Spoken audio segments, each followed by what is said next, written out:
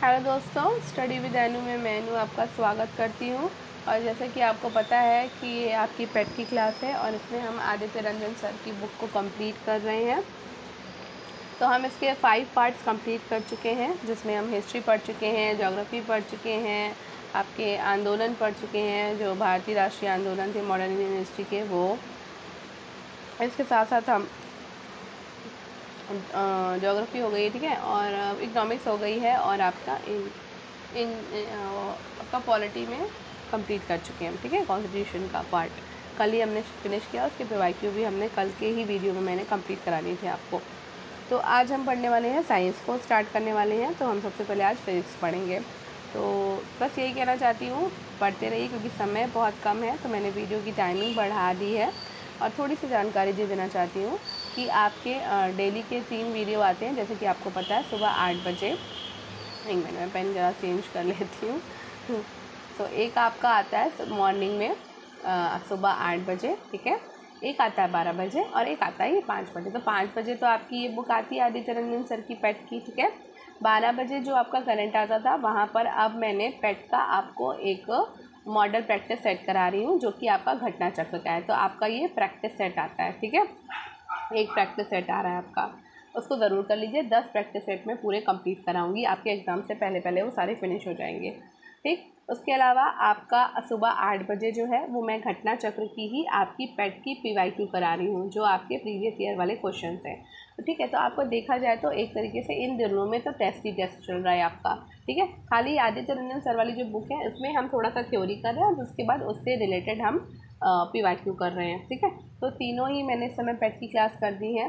हालांकि सुबह 8 बजे जो है वो आपकी LT ग्रेड की क्लास आती थी पहले, और 12 बजे आपकी करंट अफेयर्स की आती थी। तो अब मैं पेट के एग्ज़ाम के बाद इसको वापस से कंटिन्यू करूँगी। और ये जो आदित्य रंजन सर वाली बुक का टाइम है जो पेट का, तो ये भी हमारा शेड्यूल खाली हो जाएगा। तो यहाँ पे भी मैं LT ग्रेड से रिलेटेड ही आपको कुछ कराऊँगी, ठीक है। क्योंकि LT ग्रेड का एग्ज़ाम उसके बाद लगा हुआ है और मैं खुद भी उसकी प्रिपरेशन आपके साथ करूँगी। तो मैं आपको जो मुझसे हो सकेगा वो कंटेंट मैं आपको प्रोवाइड कराने की कोशिश करूँगी, जो मैं पढ़ूँगी वो आपको भी दूँगी, ठीक है। तो चलिए स्टार्ट करते हैं, टाइम वेस्ट नहीं करते हैं। यहाँ मैंने जानकारी दे दी कि इस समय आपकी तीनों क्लासेस पेट की चल रही हैं। बिल्कुल देखना मत भूलिए, 2x स्पीड पर देखिए, पढ़ देखिए और उसको सॉल्व करिए, ठीक है, पेपर्स को। चलिए स्टार्ट करते हैं हम आज का भौतिक विज्ञान यानी कि फिजिक्स। भौतिक राशियाँ क्या होती हैं भाई? भौतिक राशियाँ मात्रक एवं विमाओं के बारे में बात करते हैं। तो भौतिक राशियाँ वे मात्राएं हैं जिन्हें मापा जा सकता है, ठीक है, और गणितीय रूप से व्यक्त किया जा सकता है। भौतिक राशियों का उपयोग किसी भौतिक घटना या वस्तु की विशेषताओं को व्यक्त करने के लिए किया जाता है। किसी भौतिक राशि का मापन एक निश्चित आधारभूत यादृच्छिक रूप से चुने गए मान्यता प्राप्त मानक से राशि की तुलना करना है, और ये मानक आपके क्या कहलाते हैं? तो ये आपके मात्रक कहलाते हैं, ठीक है। किसी भौतिक राशि की प्रकृति की व्याख्या उसकी विमाओं के द्वारा की जाती है। किसी भौतिक राशि की विमाएं उन घातों या घातांकों को कहते हैं जिन्हें उस राशि को व्यक्त करने के लिए मूल राशियों पर चढ़ाना पड़ता है, ठीक है। तो अब बात करते हैं मुख्य भौतिक राशियाँ, उनके मात्रक और विमाएं। ये आता है एग्जाम में ज़्यादा, ठीक है। तो क्षेत्रफल आपकी भौतिक राशि है, इसका मात्रक होता है मीटर स्क्वायर, और विमा आप देख सकते हैं L स्क्वायर, ठीक है। आयतन आप देख सकते हो, आयतन का मात्रक ज़्यादातर मात्रक ही पूछा जाता है, विमा बहुत कम पूछा जाता है, ठीक है। और आयतन आपका है, आयतन का मात्रक होता है आपका मीटर क्यूब, ठीक। चाल का मात्रक होता है मीटर बटे सेकेंड, वेग का मात्रक है मीटर बटे सेकेंड, त्वरण का मात्रक है मीटर बटे सेकेंड स्क्वायर, बल का मात्रक है न्यूटन, विमाएं आप देखते चलिए।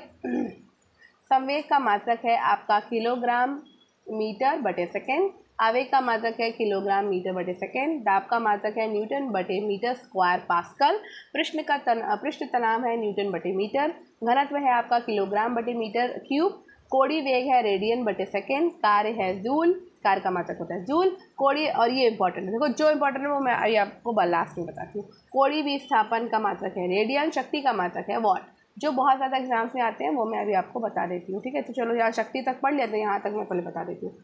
देखो क्षेत्रफल बहुत बार आता है, आयतन बहुत बार पूछा जाता है, चाल पूछा जाता है, वेग पूछा जाता है, त्वरण पूछा जाता है, बल पूछा जाता है, संवेग पूछा जाता है और आवेग, ऊपर के ये सारे ही इंपॉर्टेंट है, ठीक है।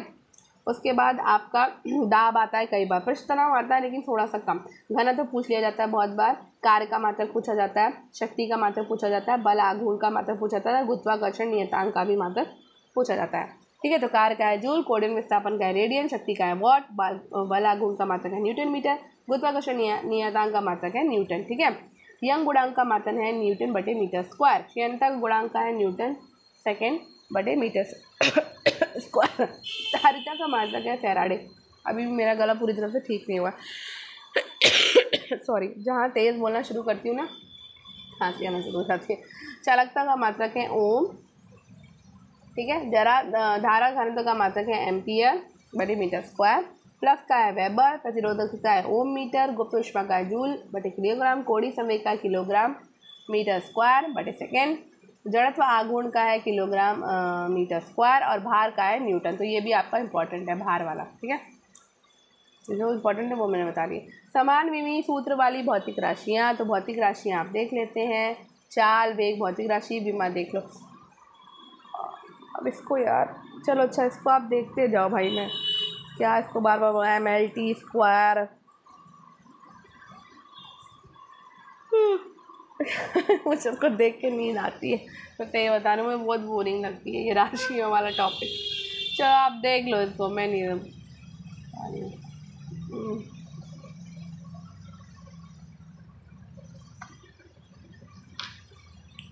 दाब, प्रतिबल, प्रत्यास्था गुणांक, यंग प्रत्यास्था गुणांक। ठीक है, इसको देख लो, मैं नहीं पढ़ा रही आपको, सर पर दर्द होने लगता है इसको देखते ही।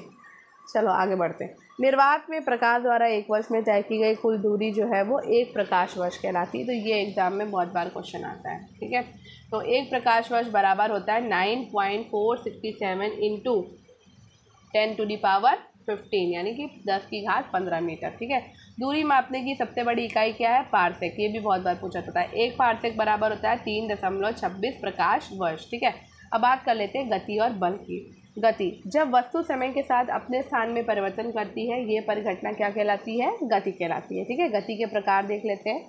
सबसे पहले स्थानांतरण गति, जब कोई वस्तु एक बिंदु से दूसरे बिंदु तक एक रेखा के अनुरूप गति करती है अथवा स्थान में परिवर्तन करती है, स्थानांतरण गति कहलाती है। इसे निम्न भागों में वर्गीकृत किया जाता है। सरल रेखी गति, एक सीधी रेखा में गति है, जैसे कि ट्रेन का चलना। वक्री गति, एक वक्री पथ पर गति है, जैसे कि पहाड़ों पर गाड़ी का चलना। आवधिक गति, जब समय के साथ गति बार बार एक ही पथ पे दोहराई जाती है तो वो आवधिक गति कहलाती है और इसे निम्न भागों में वर्गीकृत किया जाता है। पहली दोलन गति, एक मध्य बिंदु के दोनों दिशाओं दाएं और बाएं में दोहराई जाने वाली गति, जैसे कि घड़ी का पेंडुलम। प्रत्यागामी गति, इस प्रकार की गति में वस्तु एक बिंदु से सीधी रेखा से आगे पीछे अथवा ऊपर नीचे बार बार गति को दोहराती है, जैसे कि सिलाई मशीन में लगी सुई। घूर्णी गति, इस प्रकार की गति में वस्तु एक निश्चित अक्ष के चारों ओर घूमती है, जैसे कि छत पे लगा हुआ पंखा। ठीक है, आगे बढ़ते हैं। याक्षिक गति, ऐसी अप्रत्याशित गति जिसकी कोई निश्चित दिशा नहीं होती, याक्षिक गति कहलाती है, जैसे कि कणों की ब्राउनियन गति।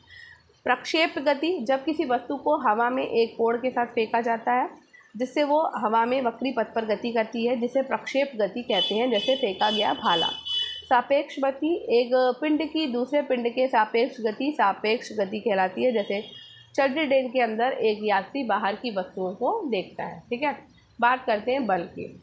द्रव्यमान और त्वरण के गुणनफल को क्या कहते हैं भाई? बल कहते हैं। बल बराबर द्रव्यमान इंटू त्वरण। द्रव्यमान का मात्रक kg यानी कि किलोग्राम है और त्वरण का मात्रक है m/s स्क्वायर, अर्थात बल का मात्रक kgm बॉन एस स्क्वायर या kgms स्क्वायर होगा, जिसे 1 न्यूटन कहा जाता है। ठीक है, मेरा सर भी दर्द हो रहा है आज। बल के प्रकार। संपर्क बल, इस प्रकार के बल केवल तभी सक्रिय होते हैं जब दो पिंड परस्पर एक दूसरे से संपर्क में रहते हैं, जैसे कि घर्षण बल, मांसपेशी बल आदि। घर्षण बल यह बल वस्तु की गति का विरोध करता है और गतिशील वस्तु की विपरीत दिशा में काम करता है। घर्षण बल 3 प्रकार के होते हैं: स्थैतिक घर्षण, स्थिर वस्तु पर कार्यरत; गतिज घर्षण, गतिशील वस्तु पर कार्यरत; रोलिंग घर्षण, लुढ़कती वस्तु पर कार्यरत। ठीक है, मुख्य बिंदु क्या है? घर्षण बलों की प्रबलता का क्रम बराबर स्थैतिक घर्षण ठीक है, ज़्यादा हो गया, फिर उसके बाद गतिज घर्षण आएगा, उसके बाद रोलिंग घर्षण, ठीक है। और मतलब उससे कम गतिज घर्षण है, उससे कम आपका रोलिंग घर्षण है। असंपर्क बल, तो इस प्रकार के बल दो पिंडों के बीच दूरी होने पर भी सक्रिय होते हैं, जैसे कि गुरुत्वाकर्षण बल हो गया और चुंबकीय बल हो गया। अब बात करते हैं गुरुत्वाकर्षण बल की। गुरुत्वाकर्षण एक प्राकृतिक बल है जो एक पिंड को दूसरे पिंड की ओर आकर्षित करता है, अर्थात दो पिंडों के बीच लगने वाला आकर्षण बल आपका गुरुत्वाकर्षण बल कहलाता है। गुरुत्वाकर्षण बल का सूत्र देख सकते हैं आप, F बराबर G, ठीक है, m1 into m2 upon r square, ठीक है, m, जहाँ G आपका गुरुत्वाकर्षण नियतांक है, m1 और m2 वस्तु के द्रव्यमान है और r जो है दोनों वस्तुओं के बीच की दूरी जो कि मीटर में है, ठीक है। गुरुत्वाकर्षण के सार्वत्रिक नियम में प्रयुक्त गुरुत्वीय स्थिरांक G के मान को प्रायोगिक आधार पर ज्ञात किया जा सकता है और इस प्रकार के प्रयोग को सर्वप्रथम हेनरी कैवेंडिश ने 1797 में किया था। गुरुत्वीय त्वरण वो त्वरण है जो पृथ्वी या किसी अन्य आकाशीय पिंड के गुरुत्वाकर्षण बल के कारण किसी वस्तु पर काम करता है। पृथ्वी की सतह के निकट गुरुत्वीय त्वरण का औसत मान होता है G बराबर 9.8 ms²।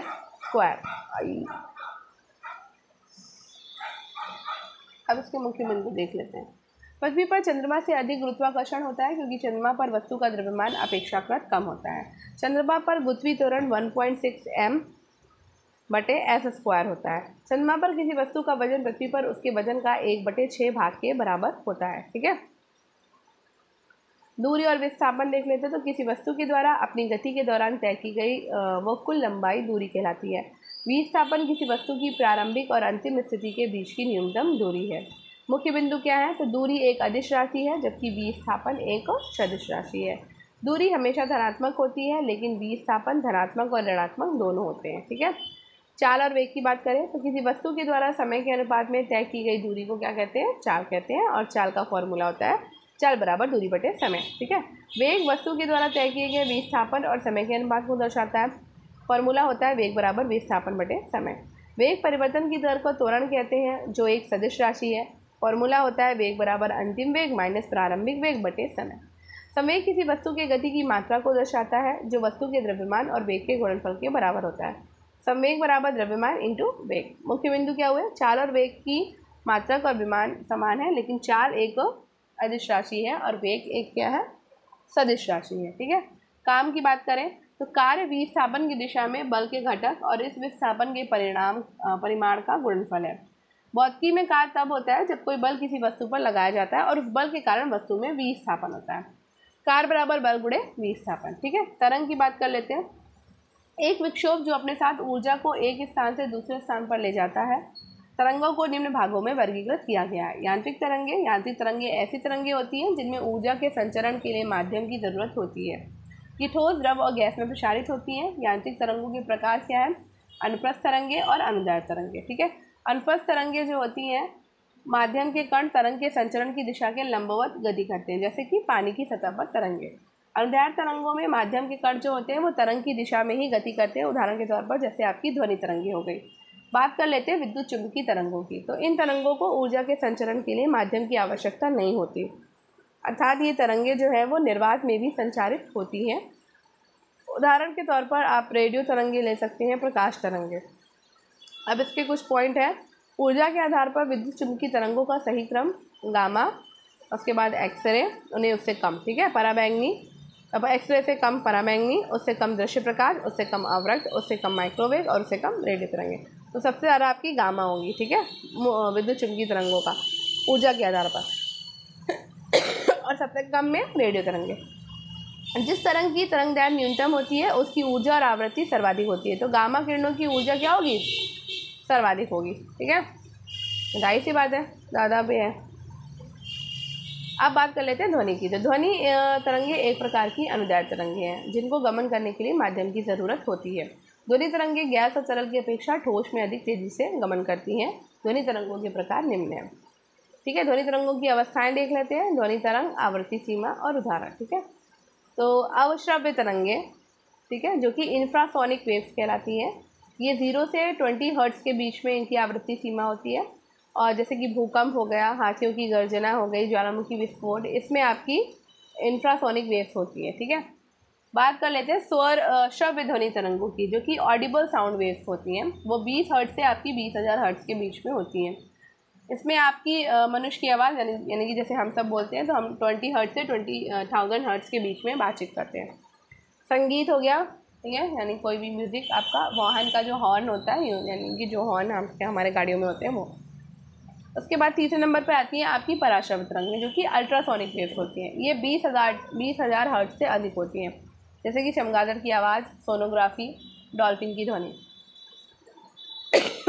मुख्य बिंदु क्या है? ध्वनि की आवृत्ति F बराबर 1/T। हवा में ध्वनि की गति लगभग 343 m/s होती है, ठीक है। बात करते हैं प्रकाश की। तो प्रकाश एक प्रकार की ऊर्जा है जिसके द्वारा हम अपनी आंखों से आसपास की वस्तुओं को देख सकते हैं। ये विद्युत चुम्बकीय तरंग है जो बिना किसी माध्यम के भी प्रसारित हो सकती है। श्वेत प्रकाश मुख्य 7 रंगों से मिलकर बना होता है, जिन्हें संक्षिप्त में विबग्योर कहा जाता है।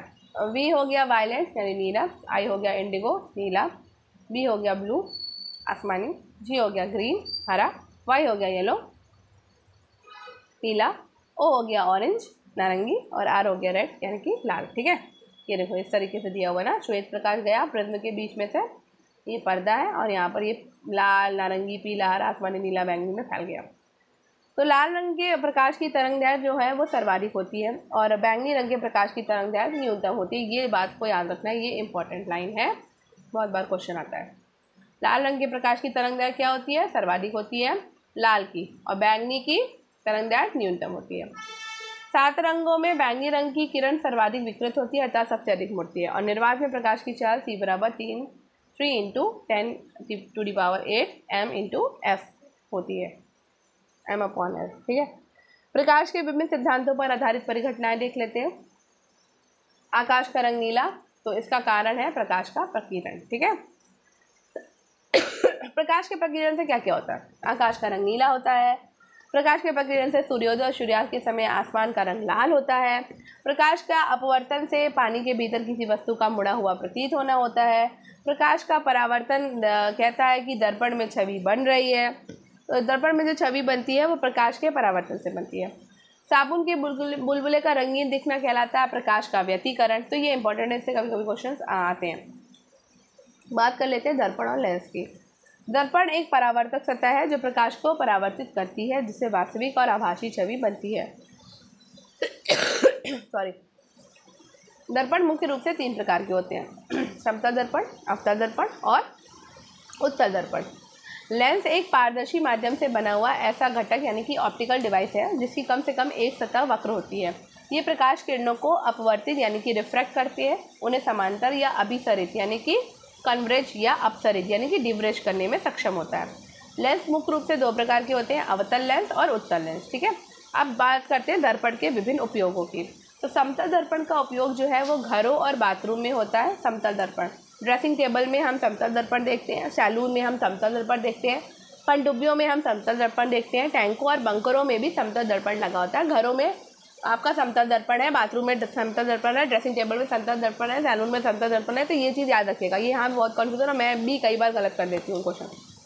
अब बात करते हैं अवतल दर्पण की। तो अवतल दर्पण जो है वो आपके हेडलाइट्स में होते हैं वाहनों की। दांतों और कानों की जांच में जो यूज़ करते हैं वो अवतल दर्पण होता है। शेविंग मिरर में हम अवतल दर्पण यूज़ करते हैं। शॉवर भट्टी में अवतल दर्पण यूज़ करते हैं। टॉर्च में अवतल दर्पण होता है। सर्च लाइट में भी आपका अवतल दर्पण होता है। बात करते हैं उत्तल दर्पण की। तो वाहनों के पीछे जो दिखने वाला दर्पण होता है ना, वाहनों के पीछे देखने वाला जो दर्पण होता है वो उत्तल दर्पण होता है, ठीक है। जो साइड मिरर होता है जो लगा होता है जिससे हम पीछे के वाहन को देख सकते हैं आते हुए, वहाँ पर उत्तल दर्पण होता है। सड़क के मोड़ों और पार्किंग क्षेत्रों में भी आपका उत्तल दर्पण होता है, और एटीएम और बैंकों में आपका उत्तल दर्पण होता है, ठीक है। यहाँ पे कुछ सूत्र दिया हुआ है, इसको आप देख लो, ठीक है। अब मुख्य बिंदु है, अवतल लेंस प्रकाश को फैलाता है जबकि उत्तल लेंस प्रकाश को एकत्रित करता है। मानव नेत्र में मुख्य रूप से उत्तल दर्पण पाया जाता है, ठीक है। मानव नेत्र की न्यूनतम फोकस दूरी कितनी होती है? 25 सेंटीमीटर होती है, और अधिकतम फोकस दूरी अनंत होती है। अब बात करते हैं विद्युत धारा और प्रतिरोध की। आवेशों की प्रवाह की दर को विद्युत धारा कहते हैं। इसका फॉर्मूला होता है विद्युत धारा I बराबर Q आवेश इंटू T यानी कि समय, ठीक है। Q हो गया आवेश और T हो गया समय। विद्युत आवेश की एसआई इकाई क्या है? कूलाम है। और एक कूलाम आवेश बराबर कितना होता है? 6.242 इंटू 10⁻18 इलेक्ट्रॉन आवेश। विद्युत धारा दो प्रकार की होती है, दृष्ट और प्रत्यावर्ती धारा। दृष्ट धारा में विद्युत धारा एक ही दिशा में बहती है, जैसे कि बैटरी, फोन का चार्जर, ठीक है।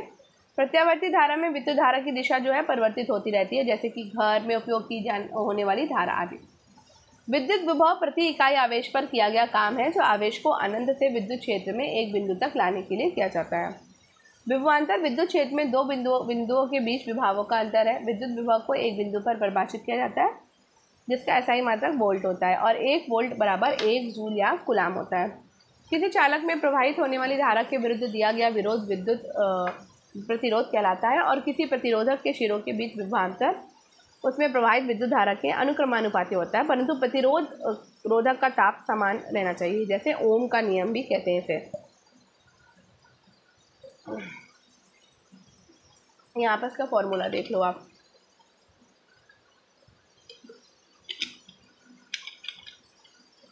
जहाँ V क्या हो गया? विभवांतर है, I विद्युत धारा हो गया, और R आपका प्रतिरोध हो गया, ठीक है। आगे बढ़े।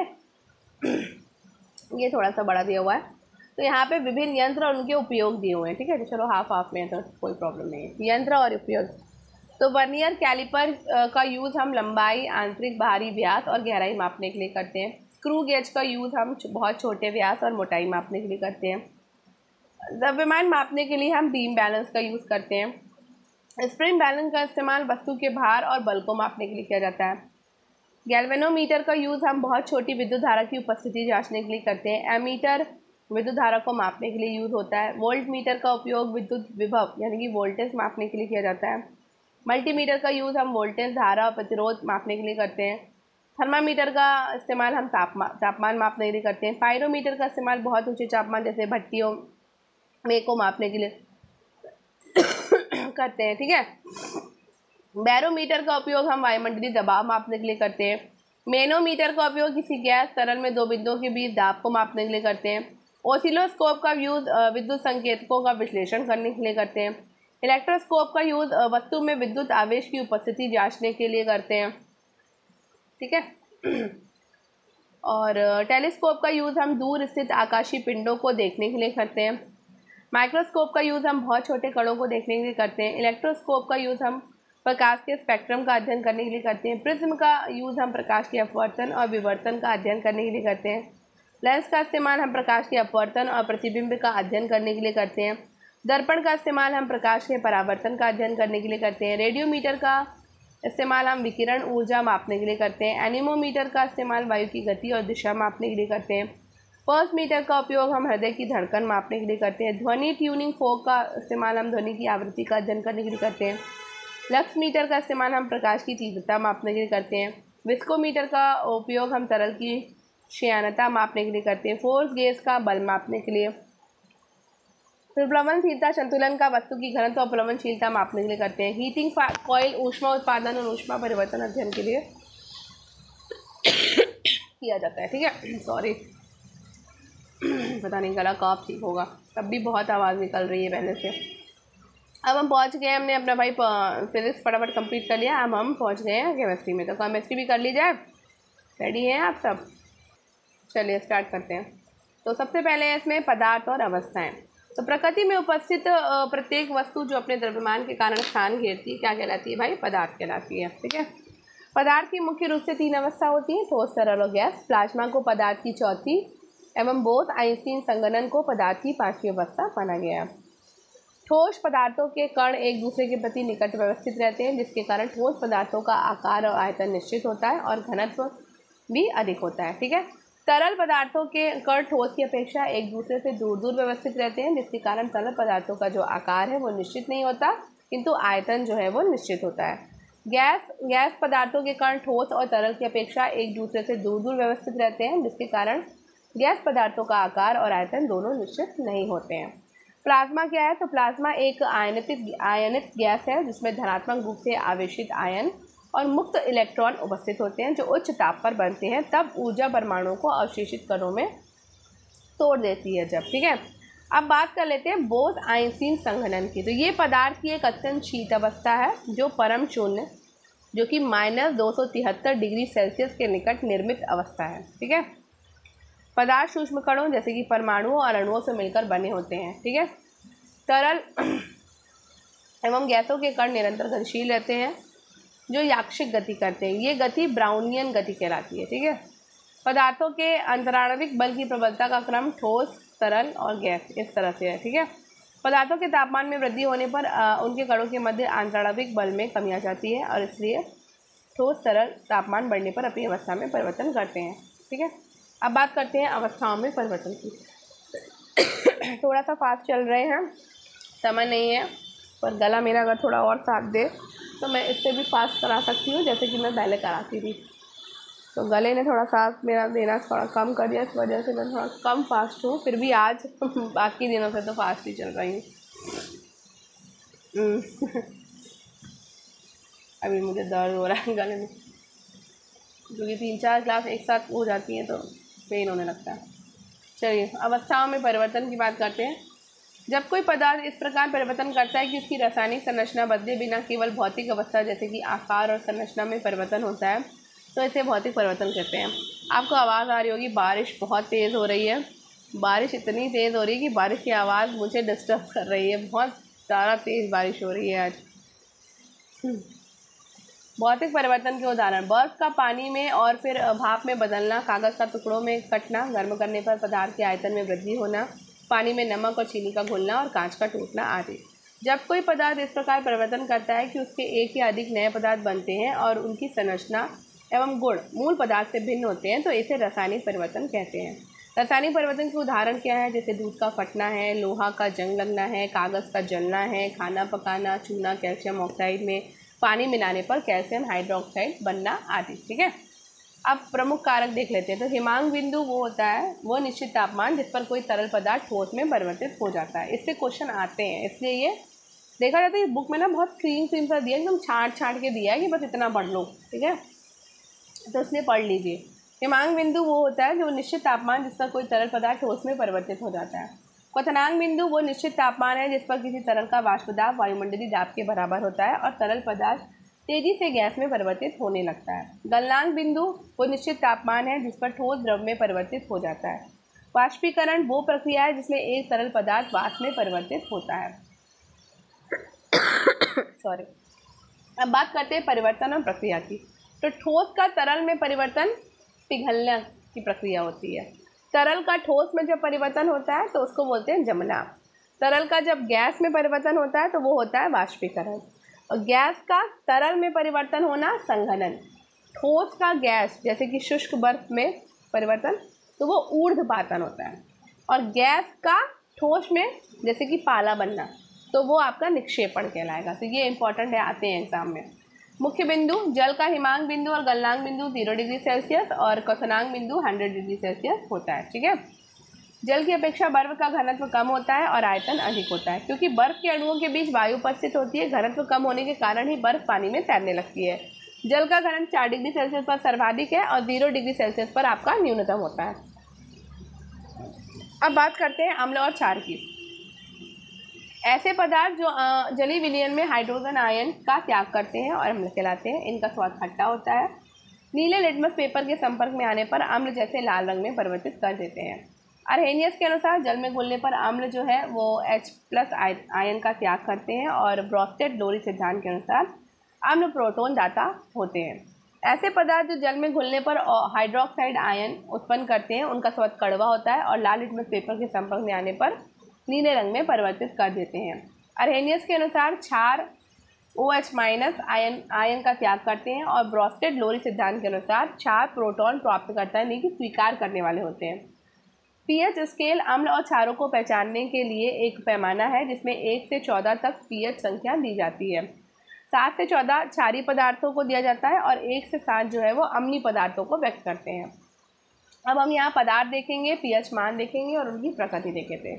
तो गैस्ट्रिक जूस जो होता है उसका पीएच मान होता है 1.2, ये अत्यधिक अम्लीय होता है। नींबू का रस आपका 2.0 से 2.5 होता है, ये अत्यधिक अम्लीय होता है। सिरका है 2.5 से 3.0 यानी अम्लीय, मतलब एसिड जिसमें होता है।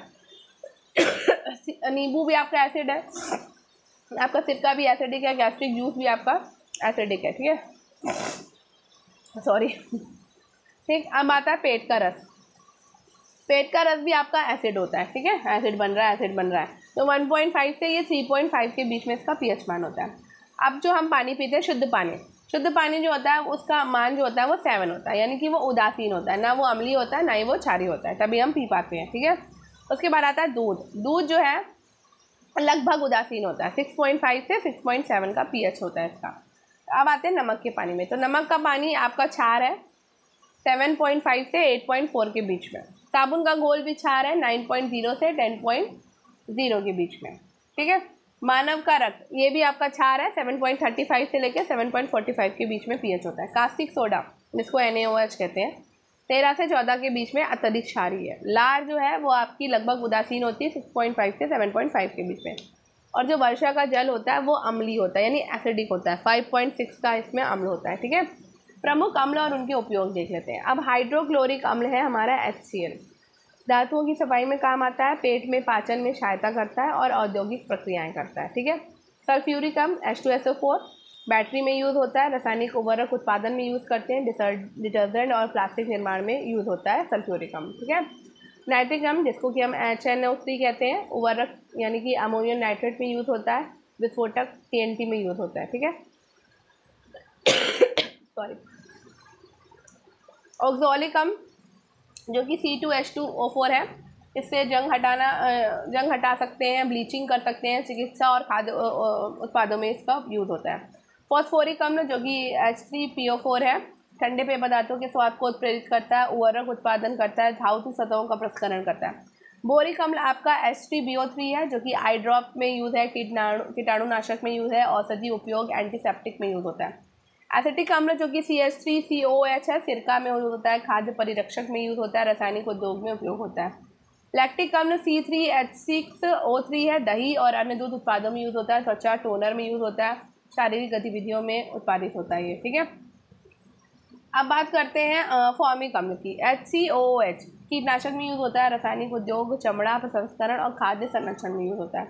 हाइड्रोफ्लोरिक अम्ल HF जो खांसी में, धातु हटाने में, रासायनिक संश्लेषण में, फ्लोराइड यौगिकों के निर्माण में यूज़ होता है। कार्बोनिक अम्ल H2CO3 सोडा और कार्बोनेटेड पेय पदार्थों में यूज़ होता है, पानी में घुलकर यूज़ होता है, कार्बन डाइऑक्साइड उत्पन्न होता है, ठीक है। अब बात करते हैं प्रमुख क्षार और उनके उपयोग की। तो सोडियम हाइड्रोक्साइड जो कि कास्टिक सोडा है, साबुन, डिटर्जेंट, कागज उद्योग में यूज़ होता है। कैल्शियम हाइड्रोक्साइड एक क्षार है, यानी कि बुझा हुआ चूना जो सफ़ेदी और जल उपचार में इस्तेमाल होता है। मैग्नीशियम हाइड्रोक्साइड जो मिल्क ऑफ मैग्नीशिया है, एंटासिड, पेट में अम्लता को कम करता है। अमोनियम हाइड्रोक्साइड क्षार है, सफाई एजेंट और उर्वरक में यूज़ होता है। पोटेशियम हाइड्रोक्साइड क्षार है, बैटरी और साबुन निर्माण में यूज़ होता है। अब बात करते हैं प्रमुख लवण और उनके उपयोग की। सोडियम क्लोराइड भोजन में मसाले और खाद्य संरक्षण के लिए प्रयोग किया जाता है।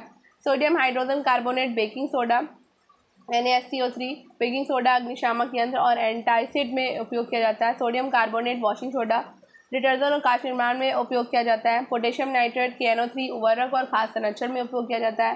Calcium hypochloride bleaching powder, CaOC12 कीटाणु शोधन और विरंजन के लिए उपयोग होता है।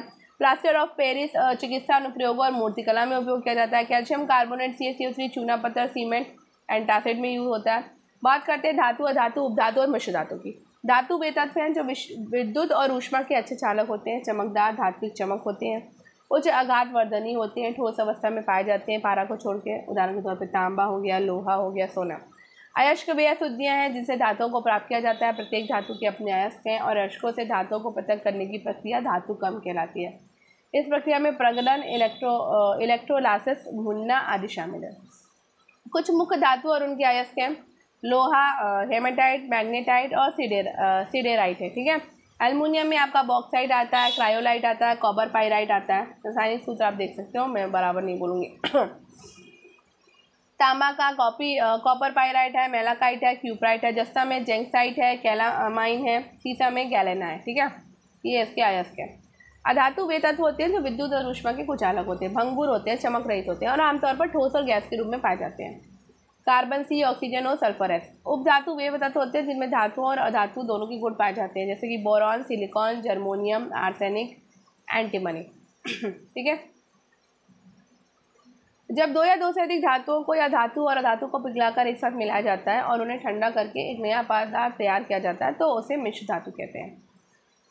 पीतल तांबा और जस्ता से मिलकर बनता है। कांसा तांबा टिन से मिलकर बनता है। स्टेनलेस स्टील आपका लोहा क्रोमियम और निकल से बनता है। ड्यूरालुमिन एल्युमिनियम तांबा मैग्नीशियम मैंगनीज से मिलकर बनता है। शोल्डर टिन और शीशा से मिलता है। जर्मन सिल्वर आपका तांबा जस्ता और निकल से बनता है। मुख्य बिंदु 12 एक ऐसी धातु है जो कमरे के तापमान पर तरल अवस्था में रहती है। ब्रोमीन एक ऐसी धातु है जो कमरे के तापमान पर तरल अवस्था में रहती है। ये इंपॉर्टेंट है।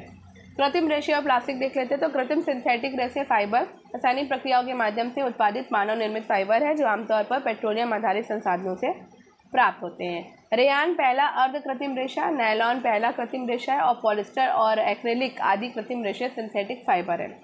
पॉलिस्टर के दो भाग हैं, पीईटी पॉलीएथिलीन टेरिफेथलेट जिसका उपयोग पानी की बोतल बनाने में किया जाता है, और पीबीटी पॉलीब्यूटिक टेरिफेथलेट इसका उपयोग खेलों के परिधान बनाने और औद्योगिक कार्यों में उपयोग किया जाता है। प्लास्टिक एक बहुलक है जिन्हें विभिन्न आकृतियों और रूपों में ढाला जा सकता है।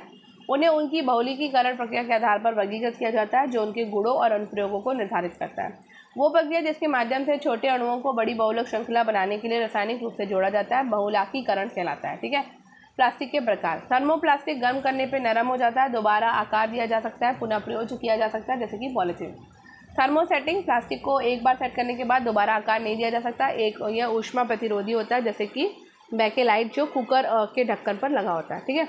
अब बात करते हैं तापमान की। तो तापमान किसी वस्तु की गर्मी या ठंडक की माप है जिसका एसआई मात्रक केल्विन होता है। ऊष्मा किसी वस्तु में मौजूद कुल ऊर्जा की मात्रा का माप है, जबकि तापमान किसी वस्तु में मौजूद कणों की औसत गतिज ऊर्जा का माप है। सेल्सियस को केल्विन में बदलने का सूत्र है K बराबर 0 डिग्री सेल्सियस प्लस 273.15। सेल्सियस को फ़ारेनहाइट में बदलने का सूत्र आप देख लो। फ़ारेनहाइट को सेल्सियस में बदलने का सूत्र देख लीजिए और केल्विन को सेल्सियस में बदलने का सूत्र देख लीजिए। ये मुख्य बिंदु है तो उनको देख लीजिए। बार-बार में टाइम कुछ चीज़ें मैं स्किप कर दे रही हूँ। चलिए, तो आप ये भैया ख़त्म हो गया है। अब उसके बाद आ गया है हमारा जीव विज्ञान। तो एक सेकेंड रुकिए। तो 1 घंटे का वीडियो करते हैं और इसे भी फटाफट से कंप्लीट कर लेते हैं क्योंकि समय नहीं है, इस वजह से मैं एक साथ करा रही हूँ आपको। ठीक है। तो वैसे भी हम रिवीजन ही कर रहे हैं, खटाखट करते जाते हैं। ठीक है। द्विनाम पद्धति। तो ये दो नामों वंश और प्रजाति का उपयोग करके जीवों के नामकरण की वैज्ञानिक प्रणाली है जिसे 1753 में सर्वप्रथम कार्ड लिनियस के द्वारा प्रदर्शित किया गया था। ठीक है। कुछ सामान्य नाम और वैज्ञानिक नाम देख लेते हैं।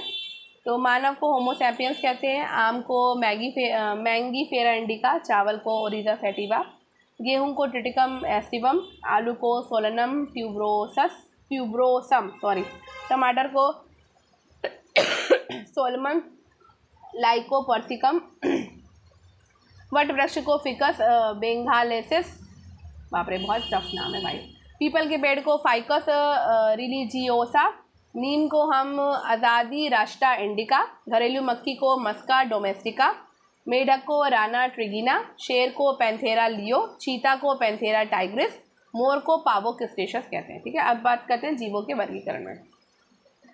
वर्गीकरण का सही क्रम जो है वो इस तरह है। जगत यानी कि किंगडम आता है, संघ फाइलम आता है या भाग डिवीज़न पौधों में, फिर आपका वर्ग आ जाएगा क्लास, फिर उसके बाद गण आता है ऑर्डर, उसके बाद कुल यानी कि फैमिली, और फिर उसके बाद वंश जाति आती है। ठीक है। तो जगत संघ और भाग एक में आएगा, उसके बाद वर्ग आते हैं, फिर गण आते हैं, फिर कुल आते हैं, फिर वंश जाति आती है। वर्गीकरण का क्रमिक विकास देख लें तो वर्गीकरण प्रणाली वैज्ञानिक और जगत। ठीक है। द्विजगत वर्गीकरण के वैज्ञानिक है कैरोलस लीनियस 1758, पादप और जंतु जगत। ठीक है। त्रिजगत वर्गीकरण अर्नस्ट हैकल ने 1866 में किया, प्रोटिस्टा, पादप और प्राणी। ठीक है। 4 जगत वर्गीकरण कोपलैंड ने 1956 में किया, मोनेरा, प्रोटिस्टा, मेटाजोआ और मेटाफाइटा में। 5 जगत वर्गीकरण RH वेक्टर ने किया 1969 में, मोनेरा, प्रोटिस्टा, कवक, पादप, प्राणी। 6 जगत वर्गीकरण कॉर्ल बोसे ने किया 1977 में, Archie bacteria, you bacteria, protista, कवक, पादप और प्राणी में। 3 डोमेन प्रणाली कॉर्ल बोसे लेके आए 1919 में, आर्की बैक्टीरिया और यू बैक्टीरिया में। ठीक है। अब हम कोशिका की बात कर लेते हैं। कोशिका जीवन की आधारभूत संरचनात्मक और कार्यात्मक इकाई है जो जीवाणु से लेकर मनुष्यों तक सभी जीवित जीवों में उपस्थित रहती है। 1665 में रॉबर्ट हुक के द्वारा कार के टुकड़ों में एक डिब्बे नुमा संरचना का अवलोकन किया गया, जिसे उन्होंने कोशिका का नाम दिया था।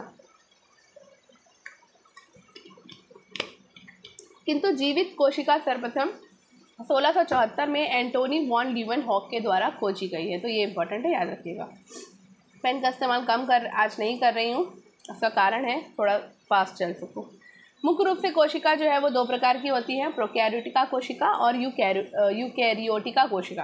दूसरा कारण ये भी है पेन का इस्तेमाल नहीं करने का कि इसमें ज़्यादातर सभी चीज़ इंपॉर्टेंट है, कुछ भी ऐसा नहीं है कि जो इंपॉर्टेंट ना हो।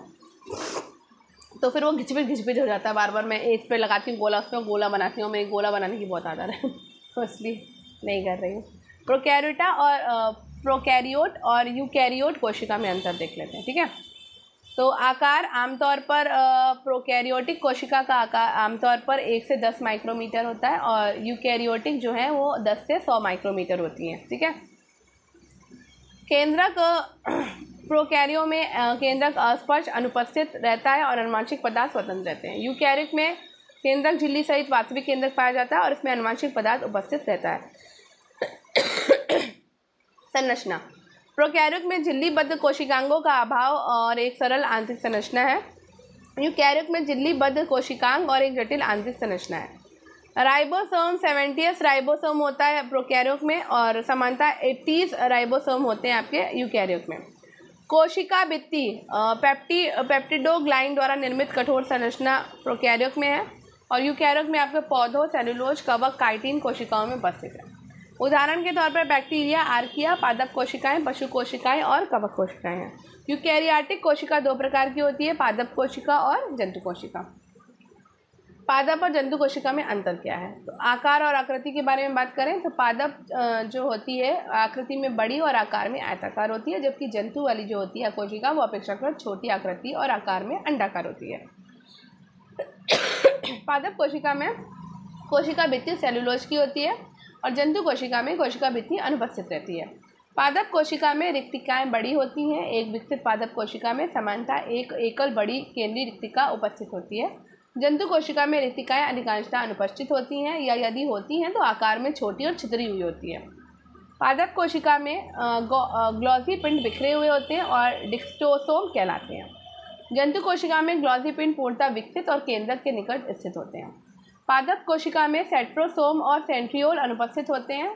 जंतु कोशिका में सेंट्रोसोम और सेंट्रियोल उपस्थित होते हैं।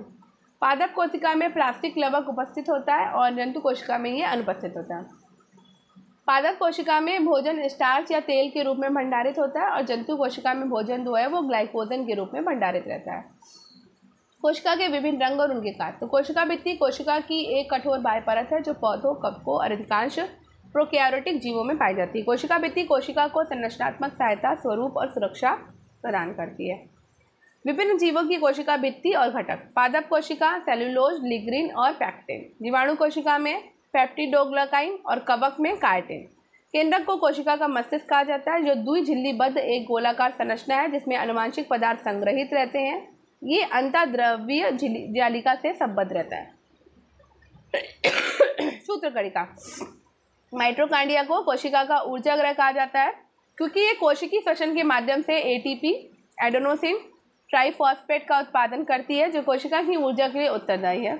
ये एक द्विझिल्लीबद्ध कोशिकांग है जिसमें स्वयं का डीएनए अनुवांशिक पदार्थ होता है। अंतःद्रव्यी जलिका मुख्य रूप से दो प्रकार की होती है, खुरदुरी अंतःद्रव्यी जलिका और चिकनी अंतःद्रव्यी जलिका। खुरदुरी अंतःद्रव्यी जलिका मुख्य रूप से प्रोटीन संश्लेषण, प्रोटीन के निर्माण के लिए उत्तरदायी है, जिसकी सतह पर छोटे राइबोसोम स्थित रहते हैं, इसलिए इसकी सतह खुरदुरी होती है। चिकनी अंतःद्रव्यी जलिका विभिन्न हार्मोन्स का स्राव करती हैं और वसा के चयापचय के लिए उत्तरदायी है। ग्लॉसिकाई को समानता कोशिका का ट्रैफिक पुलिस कहते हैं क्योंकि ये कोशिका के भीतर प्रोटीन और लिपिड को संशोधित एवं वर्गीकृत करती है। राइबोसोम एक विशेष कोशिकांग है जो सभी कोशिकाओं में प्राकेंद्रिक और सुकेंद्रिक में पाया जाता है, ठीक है।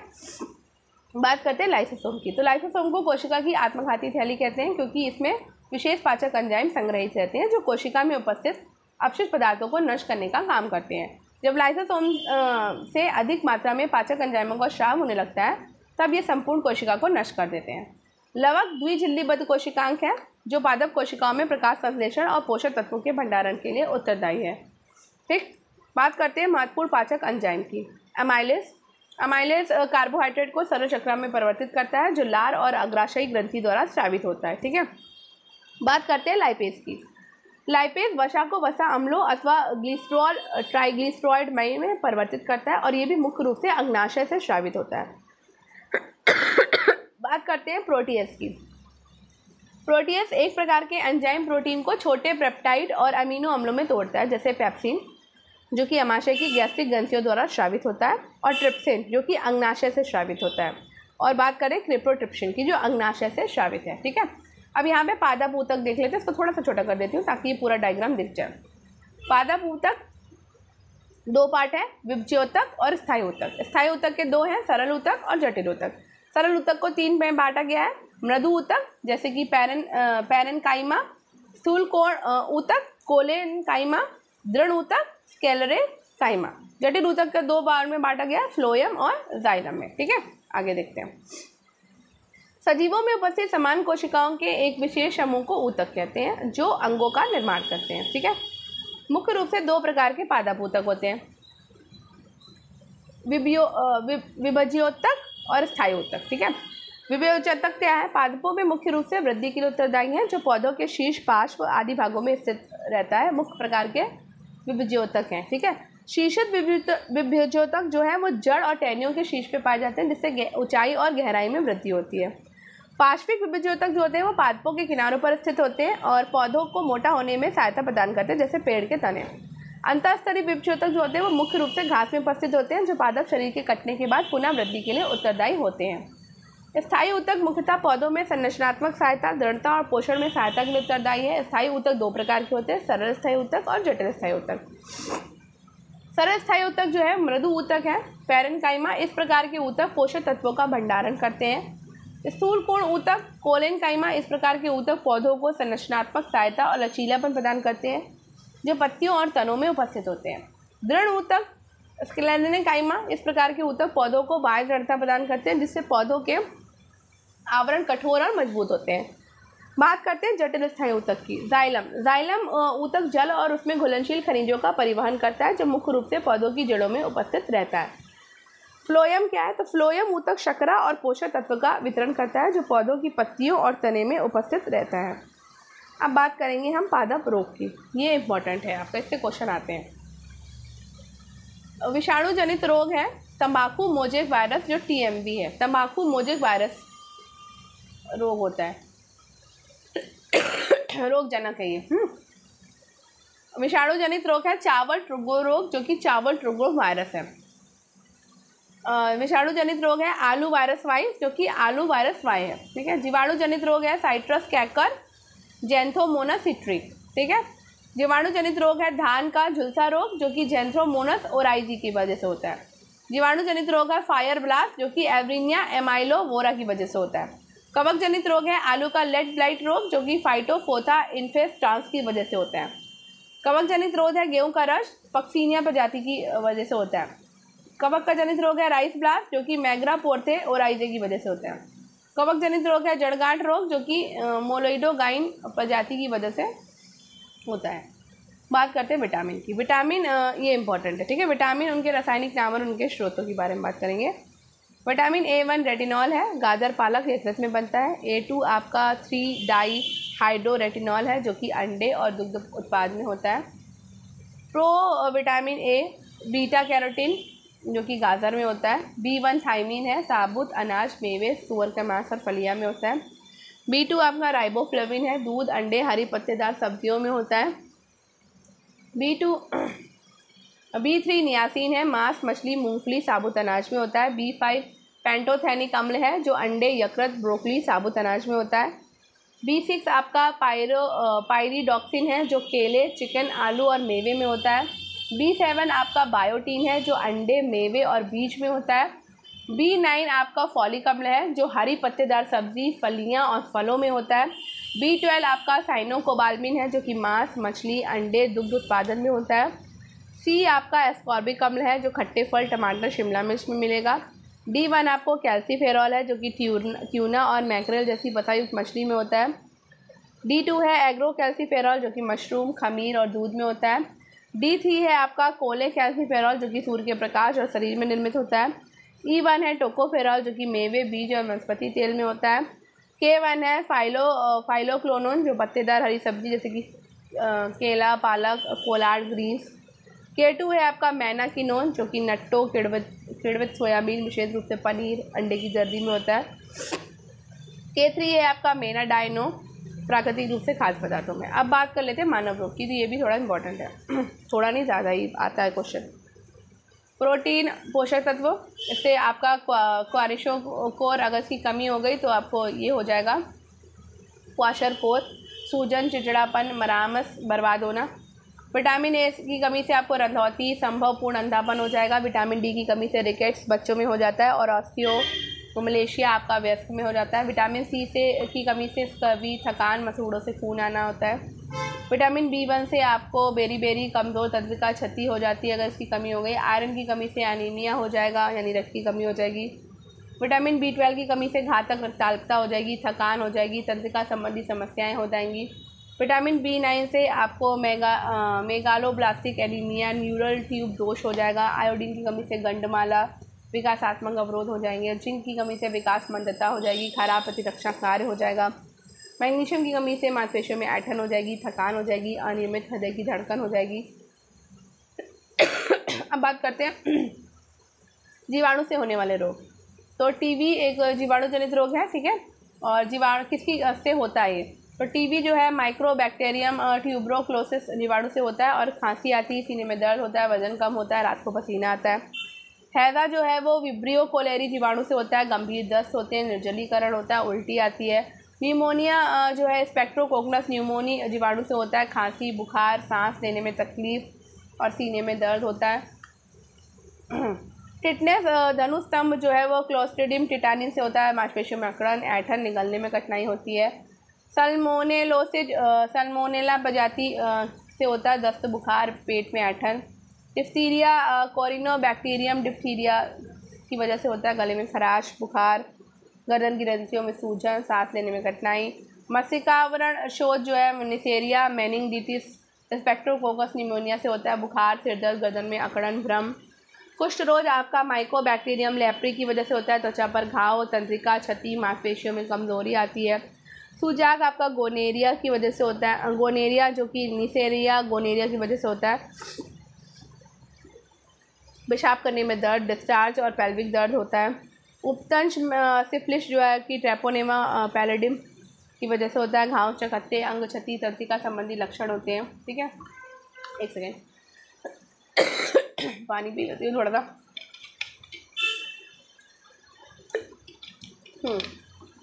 विषाणु से होने वाले रोग इन्फ्लुएंजा वायरस से होता है, बुखार, खांसी, शरीर में दर्द, थकान। HIV एड्स आपका वायरस से होता है, मानव प्रतिरक्षी न्यूनता वायरस होता है, कमज़ोर प्रतिरक्षा प्रणाली हो जाती है, थकान हो जाती है, वजन घटना होता है, संक्रमण होता है। छोटी माता जो है वो वेरिसेला जोस्टर वायरस से होता है, खुजलीदार दाने होते हैं, बुखार होता है, थकान होती है। हेपेटाइटिस बी आपका हेपेटाइटिस बी वायरस से होता है, इसमें पीलिया, थकान, पेट दर्द, गहरे रंग के पेशाब आती है। खसरा आपका खसरा वायरस से होता है, बुखार आती है, खांसी आती है, दाने आते हैं, गले में बुखार, खराश हो जाती है, नेसलेष्मा शोथ हो जाता है। चेचक आपका वेरियोला वायरस से होता है, बुखार, दाने, मांसपेशियों में दर्द, उल्टी। पोलियो आपका पोलियो वायरस से होता है, पक्षाघात, मांसपेशियों में कमजोरी, बुखार। रेबीज़ आपका रेबीज़ वायरस से होता है, बुखार, थकान, बेचैनी, पक्षाघात, हाइड्रोफोबिया होता है। डेंगू आपका डेंगू वायरस से होता है, तेज़ बुखार, तेज़ सिरदर्द, दाने, आँखों के पीछे दर्द।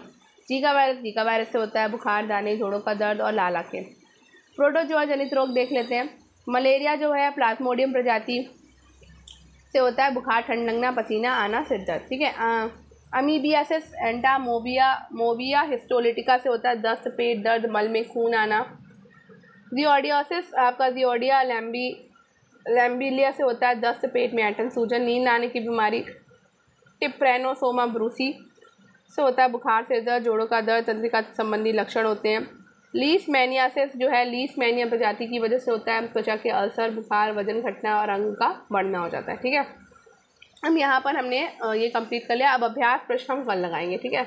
तो आई होप आपको आज का ये वीडियो पसंद आया होगा। तो अगर आपको आज का ये वीडियो पसंद आया हो तो वीडियो को लाइक करिए, शेयर करिए, चैनल को सब्सक्राइब करिए। मैंने बहुत फास्ट फॉरवर्ड करा दिया है गले में तकलीफ़ होने के बावजूद भी। आई होप आप सब समझेंगे, इसलिए ज़्यादा से ज़्यादा मेरी मेहनत को सब्सक्राइब करिए, चैनल को सब्सक्राइब करिए, स्टडी विद अनु के साथ कनेक्टेड रहिए, शेयर ज़रूर करिए मुझे, मतलब मेरे चैनल को, और कनेक्टेड रहिए।